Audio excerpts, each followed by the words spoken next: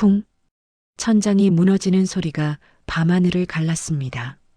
쓰러져가는 폐가에서 한 여자가 쌍둥이를 양팔에 안고 뛰쳐나왔어요. 눈이 거세게 내리고 있었죠. 여자는 미끄러지는 눈길에 비틀거렸지만 아이들을 꽉 안았습니다. 그 순간 고급 세단이 급정거했어요. 차 안의 남자는 창밖을 응시했습니다. 가로등 불빛 아래 드러난 아이들의 얼굴. 남자의 손이 떨렸어요. 입술이 파랗게 질렸죠. 대체 저 여자는 누구일까요? 왜 한겨울에 무너져가는 집에서 아이들과 살고 있었을까요? 그리고 저 남자는 왜 그렇게 충격을 받은 걸까요? 이 놀라운 이야기가 궁금하시다면 구독 버튼을 눌러주세요. 평범해 보이는 사람들의 숨겨진 사연을 매일 전해드립니다. 그럼 이제 모든 것이 시작된 그때로 돌아가 볼까요? 5년 전 봄날로. 5년 전 봄이었습니다. 병원 근처에 있는 작은 카페에 매일 아침 같은 시간에 들르는 남자가 있었어요. 29살 김민우였죠. 늘 피곤한 얼굴로 카운터 앞에 섰습니다. 아메리카노 한 잔 주세요. 카운터에서 주문을 받는 여자가 밝게 웃으며 대답했어요. 네, 잠시만요. 32살 박소영이었습니다. 민우는 매일 그녀의 미소를 봤어요. 처음엔 그저 친절한 직원이라고만 생각했죠. 3개월이 지났을 때였습니다. 소영이 먼저 말을 걸었어요. 손님, 매일 아메리카노만 드시네요. 다른 메뉴도 한번 드셔보시는 게 어때요? 민우가 놀라며 웃었습니다. 아, 네. 그런데 전 아메리카노가 제일 편해서요. 그럼 오늘은 라떼 어때요? 제가 예쁘게 만들어 드릴게요. 소영이 장난스럽게 윙크를 했어요. 민우는 얼떨결에 고개를 끄덕였죠. 그날의 라떼는 정말 맛있었습니다. 다음 날 민우가 또 카페에 들어섰어요. 오늘은 뭘 드실래요? 소영이 웃으며 물었습니다. 어제 그 라떼요. 소영 씨가 만든 거요. 민우의 말에 소영이 살짝 놀랐어요. 제 이름을 어떻게 아세요? 명찰에 써 있잖아요. 민우가 웃으며 카운터를 가리켰습니다. 그날부터 두 사람은 자주 대화를 나눴어요. 몇 달이 지났을까요? 민우가 용기를 냈습니다. 소영 씨, 퇴근 후에 시간 있으세요? 함께 저녁 먹을 수 있을까요? 소영이 잠깐 망설이더니 대답했어요. 좋아요. 그런데 왜요? 그냥요. 당신이랑 더 이야기하고 싶어서요. 두 사람은 카페 근처 작은 식당에 앉았습니다. 민우가 조심스럽게 물었어요. 카페에서 일한 지 오래됐어요? 1년 정도요. 전에는 다른 일 했었는데. 소영이 잠깐 표정이 어두워졌다가 다시 밝게 웃었습니다. 그런데 손님은 무슨 일 하세요? 병원에서 일해요.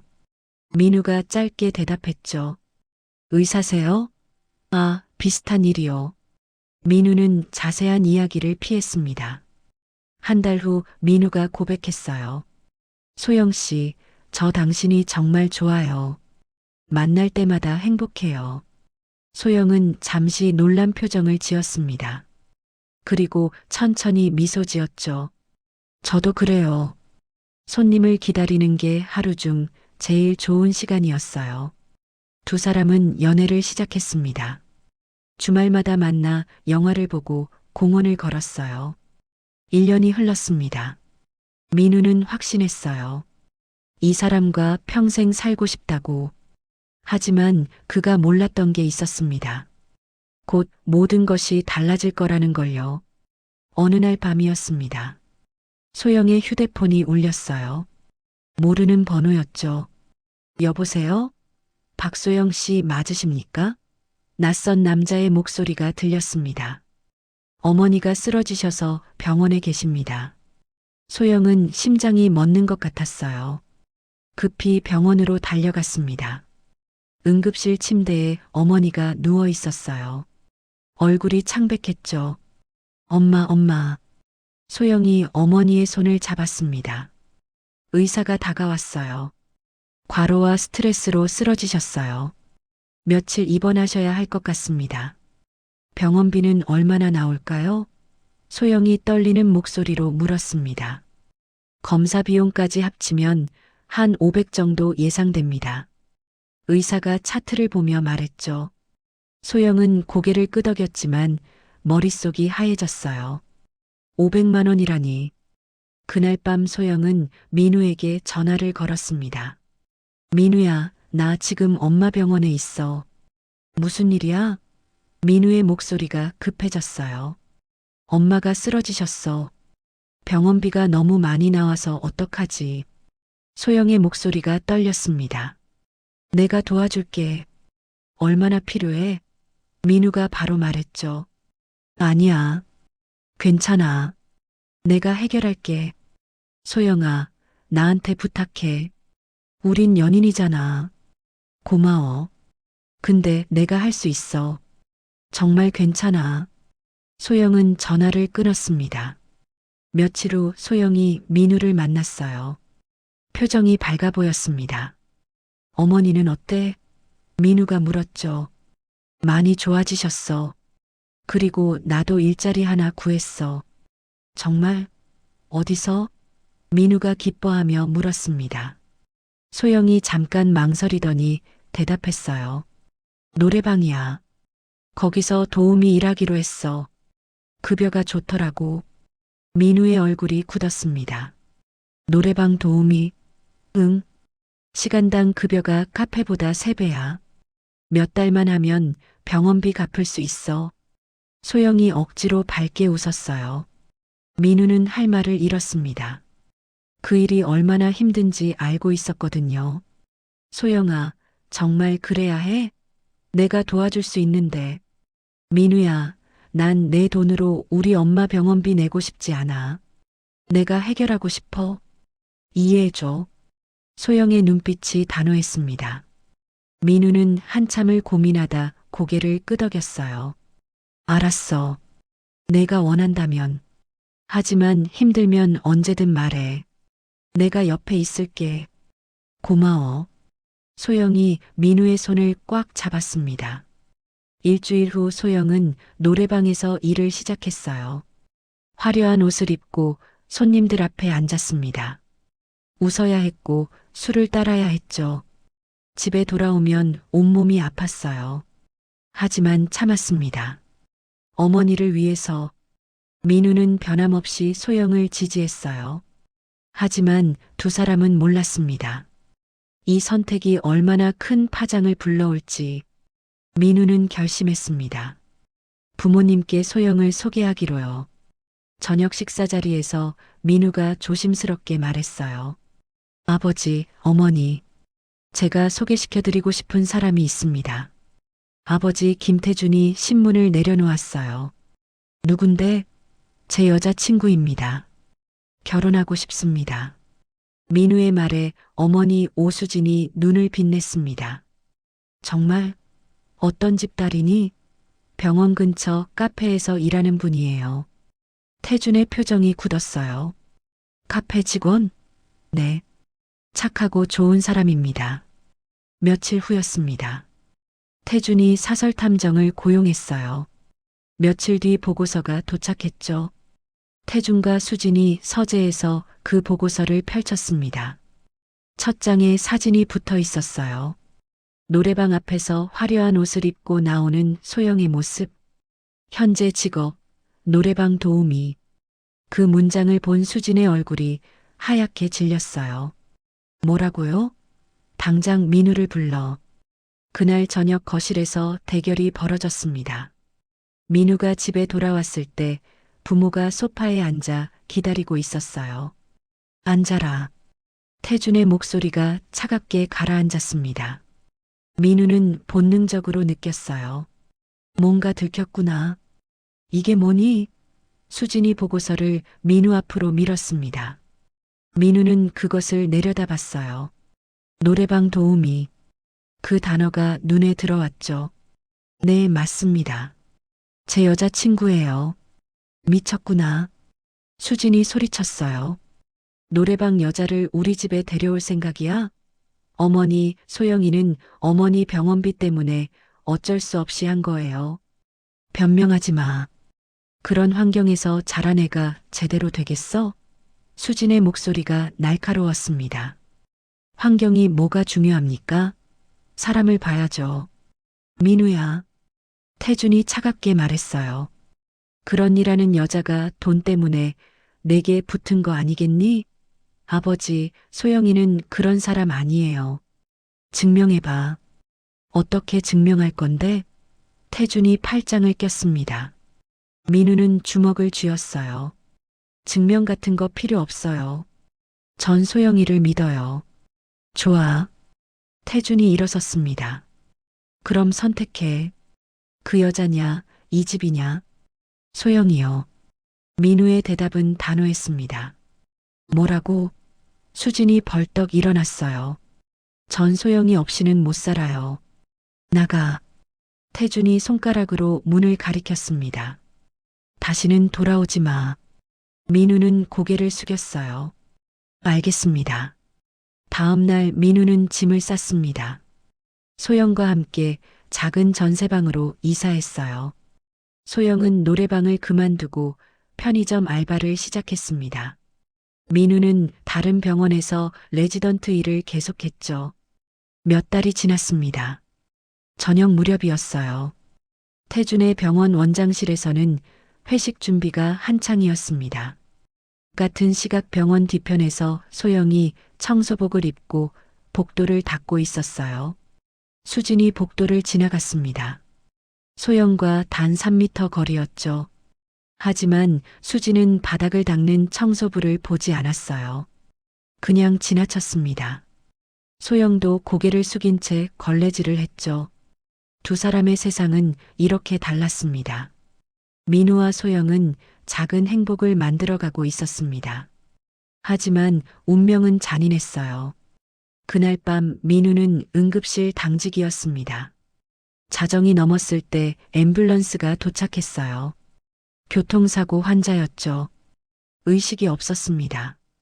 민우는 최선을 다했어요. 모든 매뉴얼대로 움직였죠. 하지만 환자는 살아나지 못했습니다. 유족이 달려왔어요. 한 여자가 민우의 옷깃을 잡았습니다. 왜 살리지 못했어요? 왜?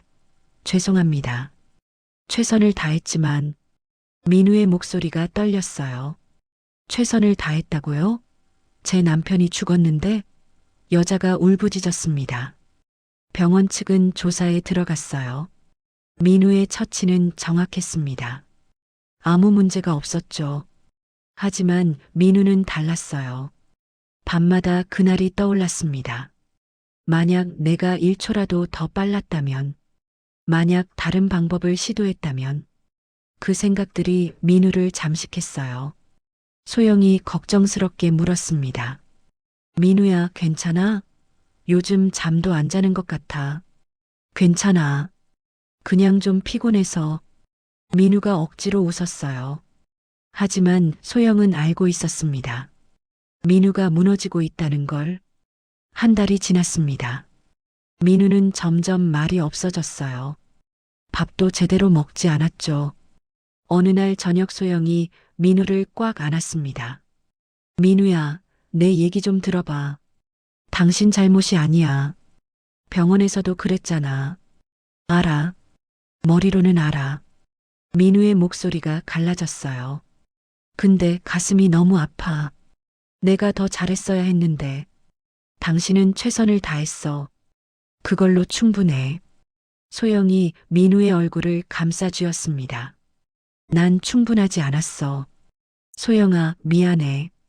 내가 너무 힘들어서. 민우의 눈에서 눈물이 흘렀어요. 괜찮아. 내가 옆에 있을게. 같이 이겨내자. 소영이 민우를 꽉 안았습니다. 하지만 민우는 점점 깊은 어둠 속으로 빠져들었어요. 어느 새벽이었습니다. 소영이 잠에서 깼을 때 민우가 없었어요. 민우야? 집안을 둘러봤지만 아무도 없었습니다. 휴대폰을 들어 전화를 걸었어요. 신호만 갔습니다. 민우야, 어디야? 전화 좀 받아. 다시 걸었습니다. 여보, 나 걱정돼.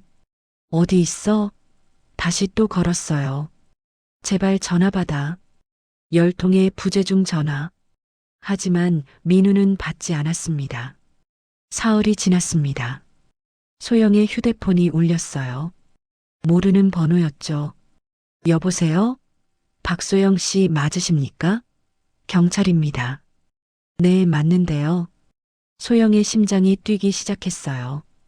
김민우 씨 신원 확인차 연락드렸습니다. 한강에서 발견됐습니다. 소영의 휴대폰이 바닥에 떨어졌습니다. 병원 영안실. 하얀 천이 덮여 있었어요. 소영은 떨리는 손으로 그 천을 걷었습니다. 민우의 얼굴이 보였어요. 평화로운 표정이었죠. 민우야. 소영의 목소리가 떨렸습니다. 일어나. 제발. 일어나 봐. 하지만 민우는 대답하지 않았어요. 소영은 그 자리에 무너져 내렸습니다. 소리 없이 울었죠. 모든 것이 끝났습니다. 장례식장이 차려졌습니다. 작은 식장이었어요. 조문객도 많지 않았죠. 민우가 집을 나온 후 연락을 끊었던 사람들이 대부분이었으니까요. 소영은 상복을 입고 빈소를 지켰습니다. 혼자였어요. 친척도 없었고 친구도 거의 오지 않았죠. 그저 민우의 영정 앞에 앉아 눈물만 흘렸습니다. 이틀째 되던 날이었습니다. 빈소 문이 열렸어요. 소영은 고개를 들었습니다. 그리고 얼어붙었죠. 김태준과 오수진이 들어오고 있었거든요. 검은 옷을 입은 두 사람의 얼굴은 창백했습니다. 수진이 영정 사진을 보자마자 비틀거렸어요. 민우야, 민우야. 울부짖으며 영정 앞으로 달려갔습니다. 무릎을 꿇고 아들의 사진을 끌어안았죠. 태주는 뒤에 서서 고개를 숙였어요. 주먹을 꽉 쥔 채 말없이 서 있었습니다. 한참을 그렇게 있다가 수진이 고개를 돌렸습니다. 소영과 눈이 마주쳤어요. 수진의 얼굴이 일그러졌습니다. 당신, 떨리는 목소리였어요. 다 당신 때문이야. 소영은 입술을 깨물었습니다. 어머님, 어머님은 무슨 어머님이야? 수진이 소리쳤습니다. 당신이 우리 민우 죽였어. 당신 같은 사람 만나서 불행해진 거야. 조문객들이 놀라 돌아봤어요. 어머님, 그건 닥쳐. 수진의 목소리가 터져 나왔습니다. 노래방 여자라 재수 없어서 이렇게 된 거야. 당신이 우리 민우한테 붙어서 불행을 가져온 거라고. 소영의 얼굴이 하얗게 질렸습니다. 눈물이 볼을 타고 흘러내렸어요. 그만하시오. 태준이 차갑게 말했습니다. 여기서 이러지 마시오. 그는 소영을 바라봤어요. 눈빛이 얼음처럼 차가웠습니다. 재산은 기대하지 마시오. 법적으로 처리하겠소. 당신 명의로 된 건 하나도 없을 거요. 소영은 고개를 숙였습니다. 그리고 보험금 같은 것도 우리가 다 처리할 테니. 태준이 돌아섰어요. 가자. 수지는 한 번 더 소영을 노려봤습니다. 당신이 우리 아들 죽였어. 평생 잊지 마. 두 사람이 나간 후 소영은 그 자리에 주저앉았습니다. 온몸이 떨렸어요. 조문객들의 수군거림이 들렸습니다. 노래방 여자래. 시어머니가 저렇게 화낼 만도 하지. 소영은 귀를 막았습니다. 그날 밤 소영은 혼자 남았어요. 갑자기 속이 메스꺼웠습니다. 화장실로 달려갔죠. 토했어요. 며칠 전부터 계속된 증상이었습니다. 설마. 소영은 가방에서 임신 테스트기를 꺼냈어요. 며칠 전 사둔 거였죠. 두 줄이 나타났습니다. 소영은 주저앉았어요. 다음 날 새벽 병원에 갔습니다. 의사가 초음파를 보더니 말했어요. 축하드려요. 쌍둥이세요. 2달 정도 됐네요. 소영은 대답할 수 없었습니다. 그날 오후 변호사가 찾아왔어요. 태준이 보낸 사람이었죠. 재산 포기 각서를 내밀었습니다. 소영은 서류를 바라봤어요. 입안에서 단어가 맴돌았습니다. 임신, 쌍둥이. 하지만 수진의 목소리가 귓가에 맴돌았어요. 노래방 여자라 재수 없어서. 소영은 천천히 입을 다물었습니다. 펜을 들었어요. 알겠습니다. 다 드릴게요. 한 장 한 장 사인했습니다. 변호사가 나간 후 소영은 배에 손을 올렸어요. 미안해. 작은 목소리로 속삭였습니다. 엄마가 너희한테까지 그런 말 듣게 할 순 없어. 눈물이 흘러내렸죠. 석 달이 지났습니다. 소영의 배는 점점 불러왔어요. 돈이 없었습니다. 병원에 갈 수도 없었죠. 동네 무료 진료소를 찾아갔어요. 의사가 초음파를 보며 말했습니다. 건강하게 잘 자라고 있어요. 정기 검진은 꼭 받으러 오세요. 고맙습니다. 소영이 고개를 숙였습니다. 출산 예정일이 다가왔어요. 진통이 시작됐을 때 소영은 혼자였습니다. 택시를 타고 진료소로 갔죠. 쌍둥이가 태어났습니다. 민준과 민재였어요. 아기들의 첫 울음소리가 들렸을 때 소영은 울었습니다. 민우야, 우리 아들들이야. 둘 다 너를 닮았어. 퇴원할 때 소영은 갈 곳이 없었어요. 고시원도 신생아 둘을 키우기엔 너무 좁았죠. 거리를 헤매다가 폐가를 발견했습니다. 문이 잠겨 있지 않았어요. 안으로 들어갔죠. 먼지가 쌓여 있었습니다. 벽지는 뜯어져 있었고 천장에는 금이 가 있었어요. 하지만 어쩔 수 없었습니다. 소영은 청소를 시작했어요. 아기들을 눕힐 자리를 만들었죠. 그렇게 3년이 흘렀습니다. 쌍둥이는 4살이 됐어요. 소영은 청소 일용직으로 생계를 이었습니다. 새벽 5시면 일어나 나갔죠. 아이들은 어린이집에 맡겼습니다. 저녁이면 지친 몸으로 돌아왔어요. 비가 오던 어느 날이었습니다. 천장에서 물이 뚝뚝 떨어졌어요. 민준이 물었습니다. 엄마, 왜 우리 집은 천장에서 물 떨어져요? 엄마가 곧 고칠게. 소영이 우산을 펼쳐 아이들을 가렸습니다. 민재가 고개를 갸우뚱했어요. 다른 친구들 집은 안 그런데 우리 집은 특별해서 그래. 소영이 웃으며 대답했죠. 하지만 눈물이 났습니다. 아이들 몰래 닦았어요. 또 다른 날 민준이 물었습니다. 엄마, 아빠 사진 없어요? 친구들은 다 있던데. 소영의 손이 멈췄어요. 아빠는 멀리 가셨어. 하늘나라에. 언제 와요? 민재가 순진하게 물었습니다. 나중에. 소영은 눈물을 참으며 대답했어요. 아빠는 너희를 많이 사랑했어. 정말 많이. 같은 시각 태준의 저택에서는 다른 대화가 오가고 있었습니다. 수진이 한숨을 쉬며 말했어요. 그 여자 지금쯤 뭐하고 살까요? 다른 남자 만나서 잘 살겠지. 젊은데 뭐. 태준이 신문을 보며 대답했습니다. 그렇겠죠. 아마 재혼했을 거예요. 수진이 고개를 끄덕였어요. 손주라도 있었으면 좋았을 텐데. 진작 찾아왔을 거야. 돈 달라고. 태준이 차를 마시며 말했습니다. 없으니까 연락도 안 하는 거지. 그 여자랑은 아무 상관없는 사람이야. 두 사람은 몰랐습니다. 지금 이 순간 손주들이 비새는 집에서 잠들고 있다는 걸, 며느리가 새벽마다 청소 일을 나간다는 걸, 아이들이 아빠를 그리워하며 자란다는 걸, 소영은 잠든 쌍둥이를 바라봤습니다. 미안해.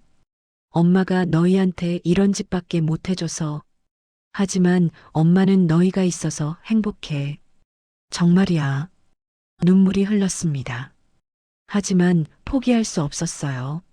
아이들이 있었으니까. 민우의 아이들이었으니까. 눈이 내리던 어느 날이었습니다. 수지는 마트에 가는 길이었어요. 익숙한 골목을 걷고 있었죠. 그때 아이 우는 소리가 들렸습니다. 으앙. 수지는 걸음을 멈췄어요. 골목 모퉁이에 작은 아이가 쪼그리고 앉아 울고 있었습니다. 4살쯤 되어 보이는 남자아이였어요. 빨간 귀마개를 하고 있었죠. 아가, 왜 울어? 수진이 다가갔습니다. 아이가 고개를 들었어요. 그 순간 수진의 심장이 멈췄습니다. 민우. 그 얼굴, 그 눈, 그 코, 모든 것이 민우와 똑같았어요. 엄마 잃어버렸어요. 아이가 울먹이며 말했습니다. 수지는 무릎을 꿇었어요. 손이 떨렸습니다. 민준아. 누군가 급하게 뛰어왔습니다. 낡은 패딩을 입은 여자였어요. 소영이었습니다. 민준아, 엄마 미안해. 소영이 아이를 꽉 안았어요. 그리고 천천히 고개를 들었습니다. 수진과 눈이 마주쳤죠. 안녕하세요. 소영이 작게 인사했습니다. 당신. 수진의 목소리가 떨렸어요. 이 애는 누구니? 제 아들이에요. 뭐? 수진의 얼굴이 하얗게 질렸습니다. 혹시 민우의 아니니? 아니에요. 소영이 차갑게 대답했습니다. 다른 사람 만나서 나왔어요. 어머니 말씀대로요. 노래방 여자니까 금방 다른 남자 만났죠. 그때 또 다른 아이가 나타났습니다. 쌍둥이였어요. 똑같이 생긴 아이가 하나 더. 수지는 주저앉을 뻔했습니다. 다시는 연락하지 마세요. 소영이 아이들의 손을 잡고 아섰습니다. 그날 밤 수지는 남편에게 말했어요. 여보, 오늘 그 여자 봤어. 아이들도. 쌍둥이. 민우랑 똑같이 생겼어. 착각이야. 태준이 고개를 저었습니다. 손주였으면 진작 찾아왔을 거야. 아니야.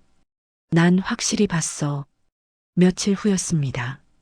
태준도 퇴근길에 그들을 봤어요. 눈 내리는 거리에서 쓰러져가는 집으로 들어가는 모녀. 차 세워. 태준이 급하게 말했습니다. 아이들의 얼굴을 봤어요. 심장이 멎는 것 같았죠. 비서한테 연락해. 저 사람들 알아보라고. 일주일 후 비서가 보고서를 들고 왔습니다.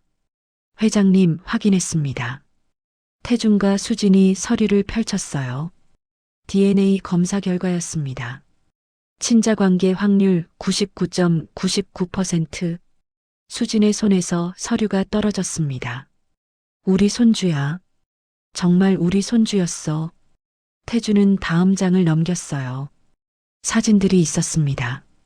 쓰러져가는 폐가 외관, 해진 옷을 입은 아이들, 청소하는 소영의 모습. 우리가. 수진이 흐느꼈습니다. 우리가 손주들을 4해 동안 폐가에서. 태준도 눈물을 흘렸어요. 내가 장례식장에서 뭐라고 했는데. 재수 없다고. 그래서 말을 못한 거야. 임신한 걸 알고도. 두 사람은 서로를 바라봤습니다. 당장 가야 해. 수진이 일어섰어요. 지금 당장 가서 용서를 빌어야 해. 태준이 고개를 끄덕였습니다. 하지만 용서받을 수 있을까? 그의 목소리가 떨렸어요. 새벽이었습니다. 눈이 내리고 있었어요.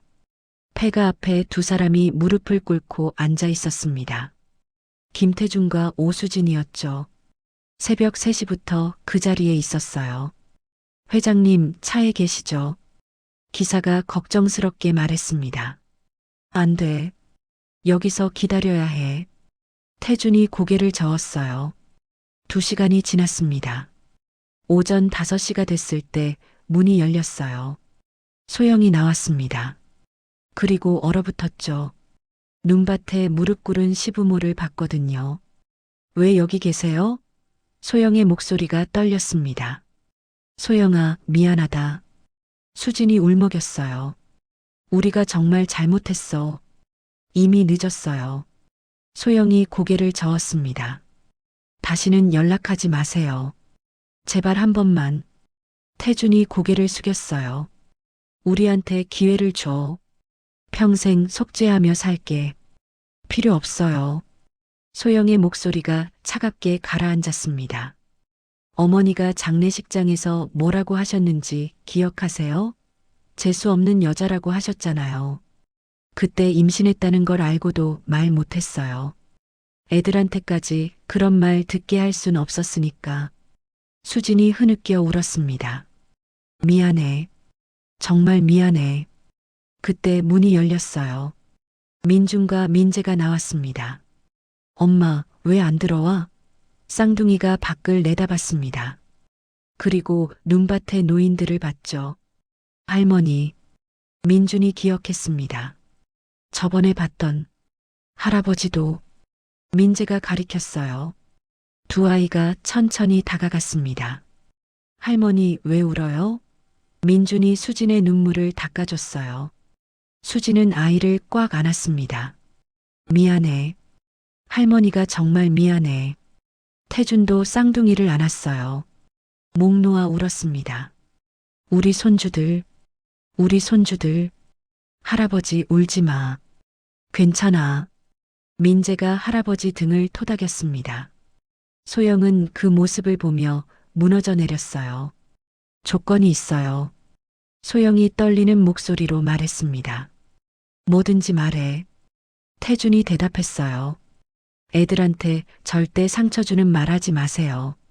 그리고 민우 얘기. 아이들한테 아빠 이야기 해줄 수 있게 해주세요. 그래. 수진이 고개를 끄덕였습니다. 우리 아들 이야기 많이 해줘. 소영이 천천히 고개를 끄덕였어요. 수진이 며느리를 껴안았습니다. 고생했어. 정말 고생 많았어. 네 사람이 눈밭에서 안고 울었습니다. 석 달이 지났습니다. 넓은 거실에서 웃음소리가 들렸어요. 민준과 민재가 할아버지 등에 매달려 놀고 있었습니다. 할아버지 말 타기. 그래, 탄다. 태준이 웃으며 기어갔죠. 소영과 수진은 부엌에서 저녁을 준비하고 있었어요. 며느리, 애들 좋아하는 반찬이 뭐니? 고기랑 계란말이요. 수진이 미소 지었습니다. 많이 해줄게. 거실 벽에는 민우의 사진이 걸려 있었어요. 소영이 그 사진을 보며 속삭였습니다. 민우야, 우리 잘 살고 있어. 애들도 행복해. 저녁 식탁에 5명이 둘러앉았습니다. 할아버지, 아빠 어렸을 때 어땠어요? 민준이 물었습니다. 아빠는 말이야. 착한 아이였어. 너희처럼. 태준이 손주의 머리를 쓰다듬었습니다. 따뜻한 가족의 시간이었습니다.